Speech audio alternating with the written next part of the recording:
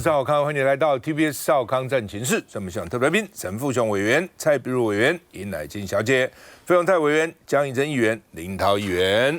好，金正恩他想他到大陆去访问了，做专列带着他的女儿台湾问题坚定挺大陆因为他们是好朋友嘛那另外呢，习近平跟金正恩举行双边会谈说无论国际形势如何变化，巩固友好两国关系不要说人家分化，我们两个最好那在中国5天4夜破了纪录他这是第5次到中国，第一次4天3夜，2天2天，4天3夜，5天4夜最长。那普丁也去到那4天，也很少这样，几乎带了半个阁员到大陆，一去呢去了4天那这个看阅兵，金正坐了20个小时的绿皮火车图什么？就是在这个时候，这个基本上当然是表示两国关系友好嘛高调亮相，在北京阅兵南韩学者说，多边外交首秀中的政治胜利，胜过他祖父金日成就是他其实蛮懂的这个国际宣传的那韩国媒体说，金正恩跟习近平互动密切，因为呢，趁着美中有矛盾，恢复朝鲜跟中国的关系，他们中间也有一些矛盾的，有的时候好，有的时候不好，有的时候这个，有的是那个那中间像中国跟俄罗斯也是，有的时候好，有的时候有一些矛盾等等这没办法的每个国家有每个国家的利益嘛。我们看一下。参加完中共93阅兵，北韩领导人金正恩4号晚间与会大陆国家主席习近平，体现了朝方维护2战胜利成果的坚定意志，也为中朝两党两国进一步发展友好合作关系提供了重要契机。中朝双方时隔6年再次举行双边会谈，外媒报道，习近平与金正恩两人会面1个小时。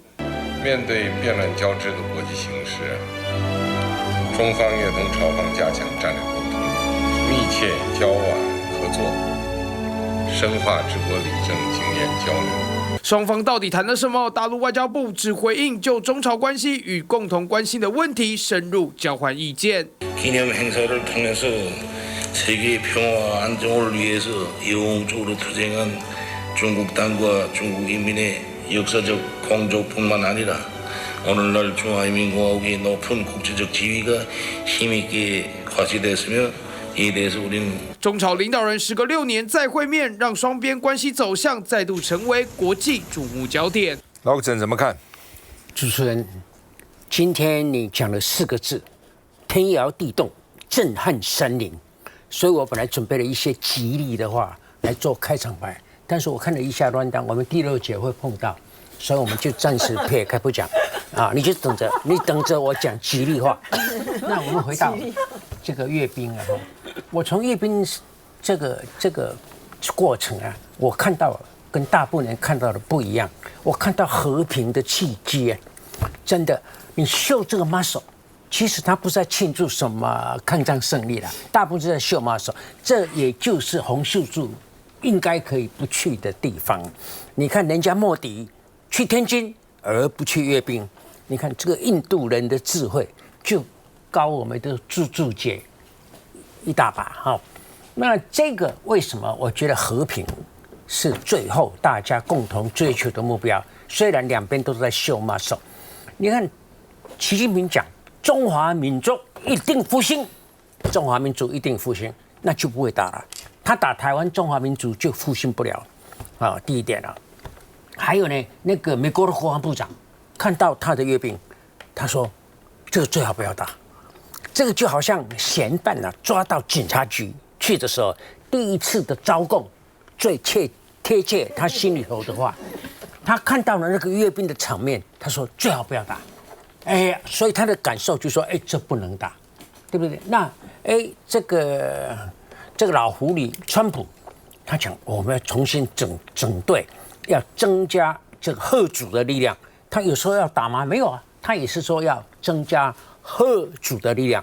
但是习近平除了要增加中华民族这个复兴的这个力道以外，他还说祖国的领土跟主权个统一不能被破坏，我们一定坚持，一定追求，这个有打的味道，对不对？这个如果达不到，他有讲，如果达不到的话，不惜用武啊，对，不惜用武。但是你看他的军容壮盛，他的 IC 那个什么弹道飞弹，那个洲际弹道飞弹可以打到美国了，他还有潜射的飞弹，还有这无人机跟无人艇啊，根本就是密密麻麻，到处都是。所以讲一句难听的话，台湾有人就讲台湾没有一个地方是安全的。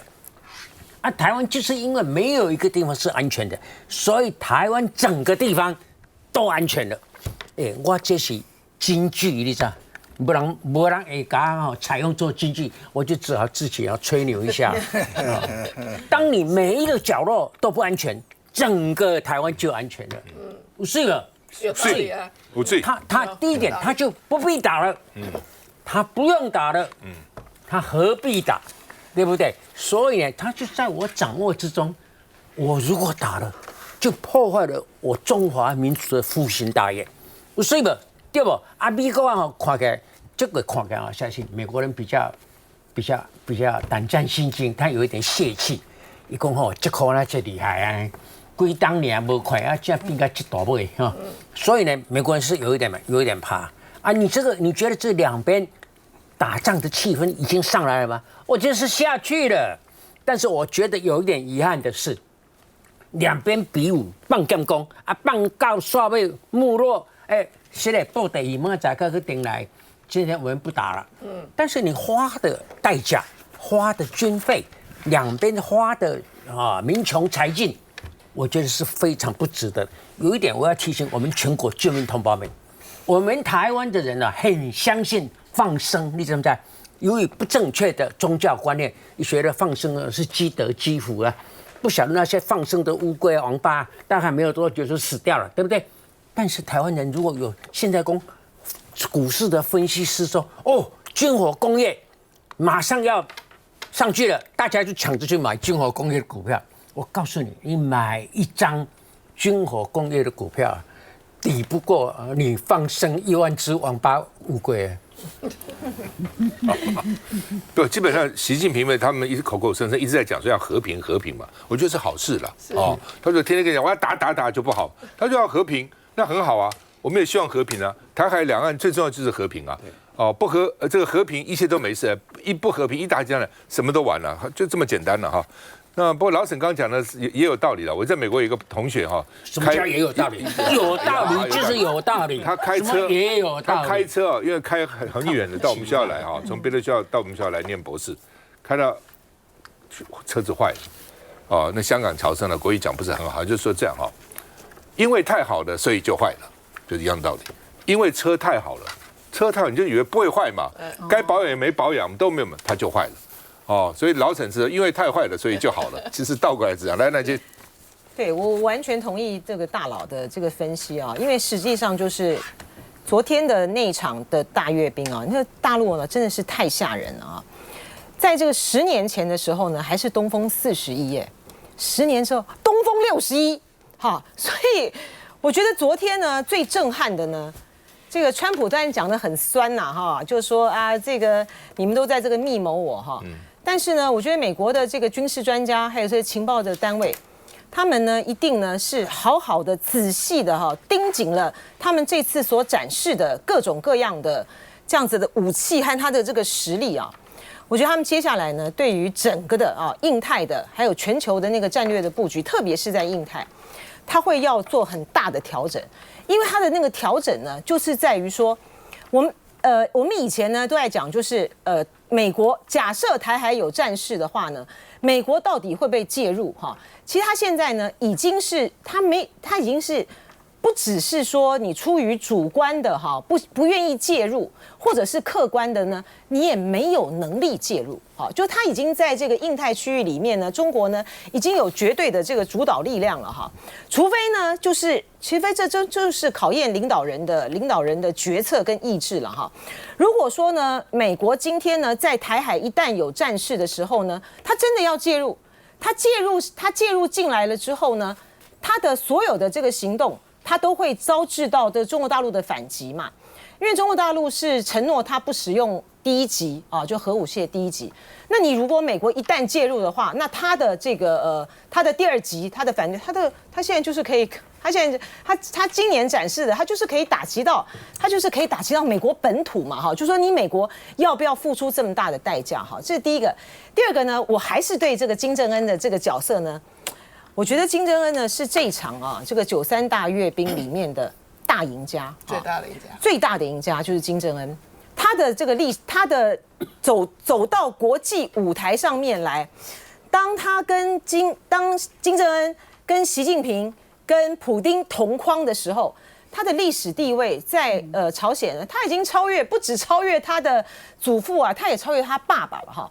他这样子的显示，就是说这个北韩这个国家，它不再是这个白头山一个被孤立的一个国家，而是它是走到这个国际场合上面来跟这个世界的这个领导人呢平起平坐啊。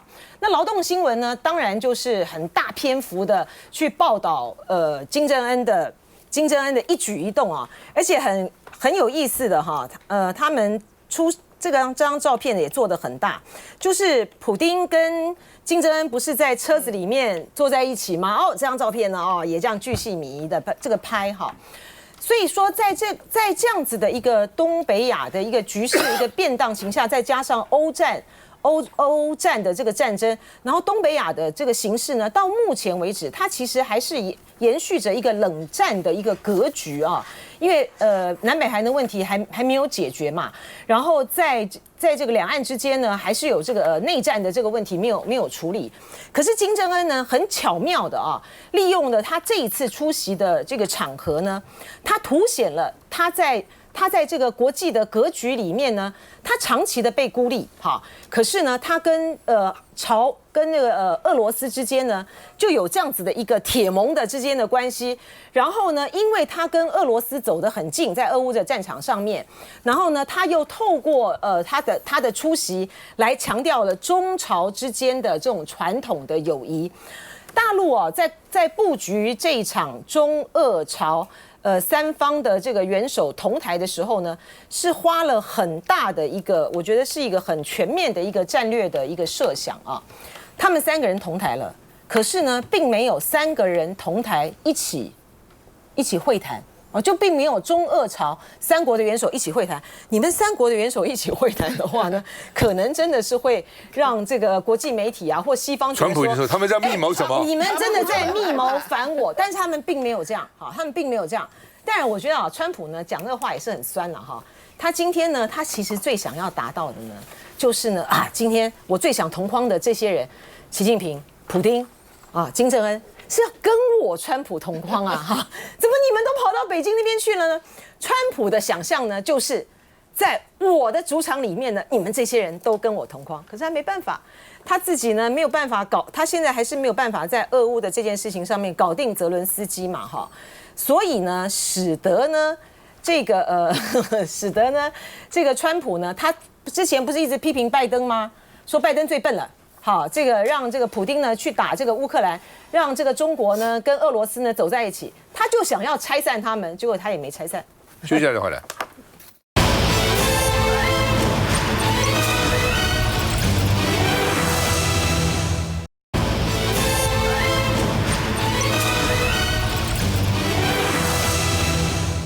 好，川普搞这个对等关税被美国的这个法院呢说违法那他要上诉说希望赶快审，而且你们这样破坏我，美国完了，被你们这些法官都搞坏了不过其实我觉得川普最后还有一招，就是最高法院。最高法院9个法官，6个是保守派，川普就任命了3个。美国大法官是终身制啦，所以他的身体很不好，或者是死了。通常一个总统在4年或8年任期能够任命1个就不容易了。川普居然上4年任命了3个所以呢，现在大法官其实我认为是比较偏向他，到最后打到这个最高法院很难说那川普说关税这个官司输的话呢，协议就没有了，跟别国的协议嘛，协议就没有了那另外呢，这个美国法院裁定说，关税不是总统能够决定的，是国会能够决定的。美国什么法是政府是国会都有一定的。美国很奇怪这个国家哦，美国的总统预算权跟立法权都没有的，不像台湾说哦，立法院不能够有什么预算，美国通通是国会发动。总统每年到国会去发表一次国情咨文，然后他施政的重点，他同党的议员就把他的施政点变成法律或是政策或是预算，就尊重国会，所以美国国会议员地位是非常高的哈。那龚明鑫说呢，就算是有变了哈，政府还是会协助产业了哈。那另外呢，这个川普在白宫请科技大咖那马斯克缺席，所以说灌溉满京华，私人独憔悴。这个私人这个人就是马斯克，没去因为跟川普前日翻脸了。翻脸以后呢，他爸爸跟他说不要跟总统闹了，这个民不与官斗，有点还跟总统斗，所以马斯克后来稍微放软一点那另外呢，川普又说很快会对没有到美国生产的晶片要征可观的关税，之前是会高100%，现在说可能到300%，就随便他喊那不过呢，他又说到美国投资的企业可以豁免，那台积电是不是被豁免呢？也不知道川普到底什么意思是说全部要来生产，还是只要来投资就可以？他话没讲清楚那另外呢，这个关税、汇率这个双杀，所以台湾的有600亿的产业停工了，员工被迫放无薪假。经济部长说会帮他们提高国际能见度，解决土地受限的问题。特别是彰化鹿港地区的水五金这个产业园区呢，说中小企业的厂房长期受到土地的限制那有的时候都很难合法了因为它有各种限制、各种要求那另外呢，这个这个最低工资也是大家关切的话题。不过我们先看一下川普。How much are you spending, would you say, over the next few years? Oh, gosh. I mean, I think it's probably going to be something like, I don't know, at least $600 billion through 28 in the U.S. Yeah. It's a lot. No, it's significant. That's a lot. Thank you, Mark. 全世界大概只有川普敢逼问祖克伯要投资多少钱。川普帮老婆梅兰妮亚把美国科技大佬齐聚一堂，在白宫宴请提倡 AI 教育。It's incredible to be among everyone here, particularly you and the First Lady. 苹果、Google 巨头簇拥川普，物理上跟言语上都是。That your administration is supporting. Thank you for being such a pro-business, pro-innovation president. 有人说尽好话，有人惜字如金。Bill, would you like to say a few words? Thank you for incredible leadership, including getting this group together. Thank you, Bill.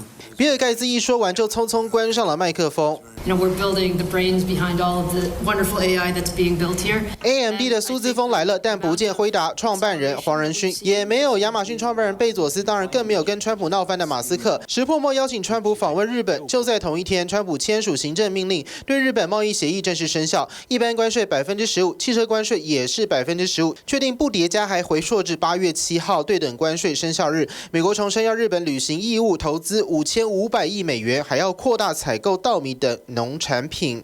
来，洪泰雄怎么看这个川普关税到底以后会怎么样？法院会怎样？川普今年1月20号上任嘛，到现在7个半月，把全世界搞得妈的昏了。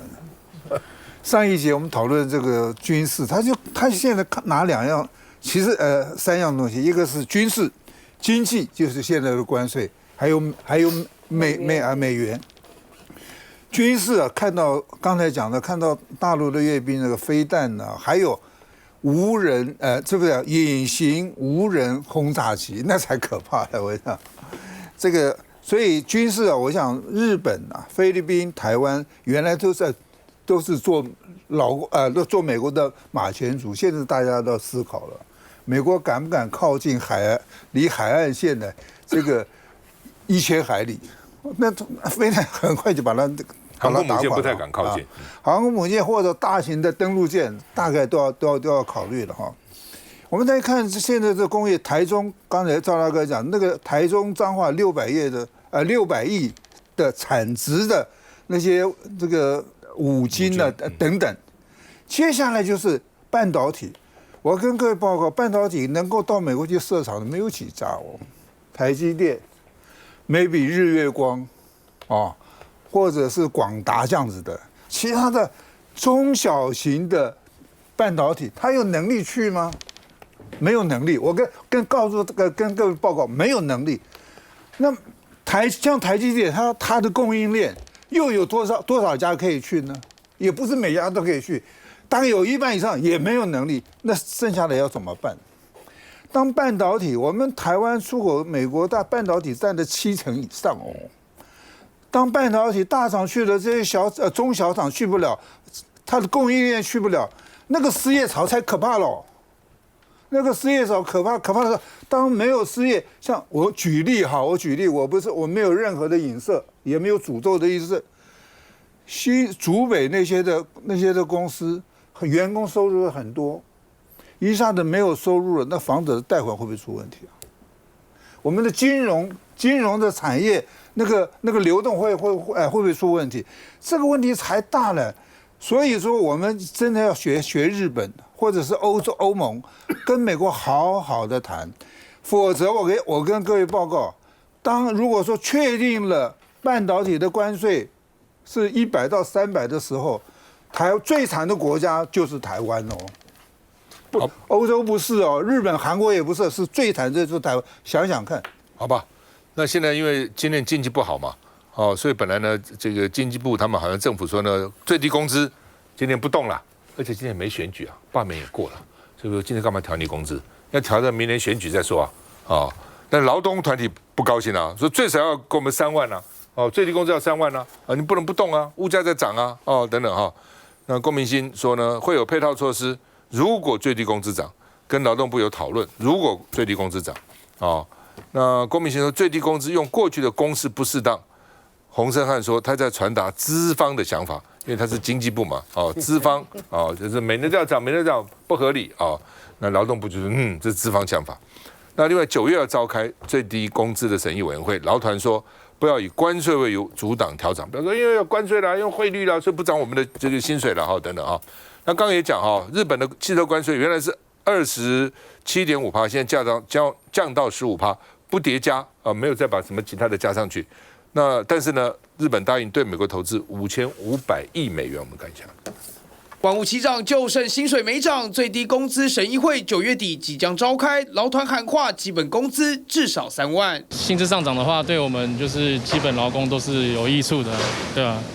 不过没有太大的就是考量了。不期待的背后，或许也因全球正面临美国关税冲击，有产业已经放无薪假，调整基本工资恐怕加重负担。经济部长龚明鑫更实质转述资方立场。整体面的这个台湾的经济状况是非常好，的确也有一些刚刚提到的一些传统产业或弱势产业，的确遭受到挑战跟困难。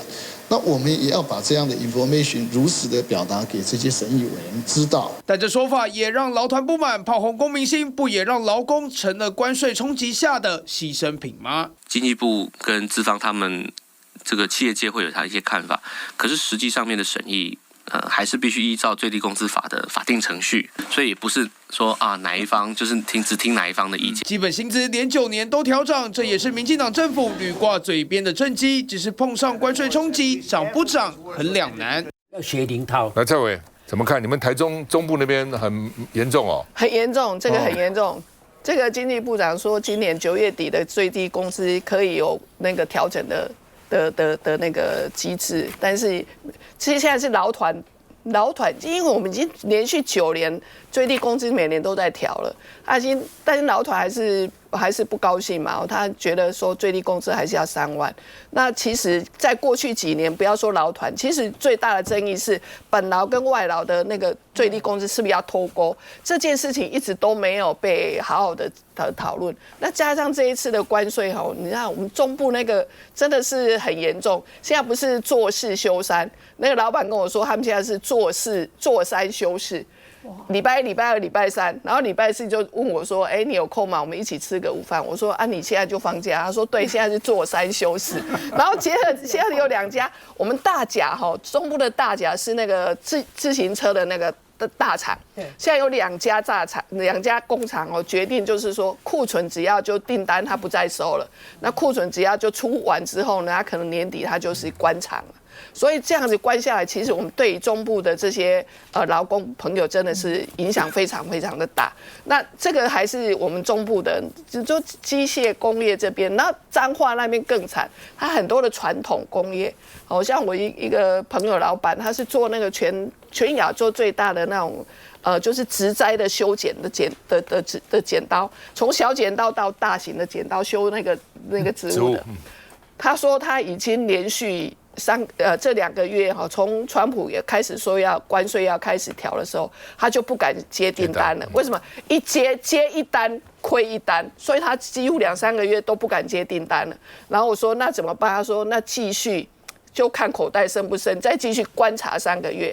好，3个月以后呢，第一个是看政府的补助，就是这一次的这些特别这边条款的那个补助怎么补，他们要能够有请到他才会接下来。所以他说，我们就先观察3个月，这3个月就游山玩水，然后看政府的政策怎么样。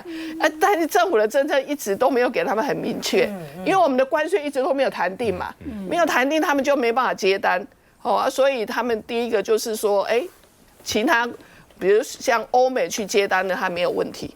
那美国的接单，他们后来就先暂停下来。第一个，第二个，他们就觉得说，这个美元的浮动太大了，是不是以后用欧元计价？所以其实我跟你讲，台商政府就算不管你他们自己还是会找到出路的。我觉得这是台湾的商人最厉害的地方。但是这个最低工资，我看如果再继续调，应该很多老板会撑不住。对，就是要看了，因为假如物价在上涨，你不调，劳工也会吃不消，生活也很辛苦嘛。所以这个东西就整体经济要好了，整体经济好它才会大家都好。如果整体经济不好，或者某一个行业那整个行业不好，就会影响到劳工。休息一下再回来。台商战。